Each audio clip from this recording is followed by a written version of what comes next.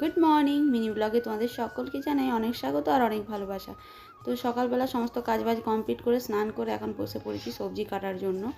দেখো, ওই যে বললাম কালকে যে নিয়ে এসেছিলাম শাক, তো সেই শাকগুলোই বেছে নিচ্ছি।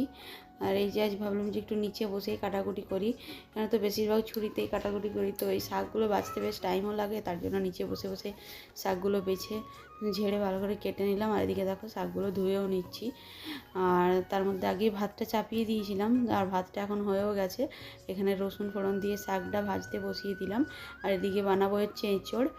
তো এঁচোড় বানানোর জন্য সমস্ত কিছু রেডিও করে রেখেছি, সমস্ত মশলা শুধু যে বাটবো আদা রসুন লঙ্কা এগুলো বাটা হয়নি, বাকি মোটামুটি সব করে রেখেছি। আর এখানে দেখো ভাতটাও হয়ে গেছে।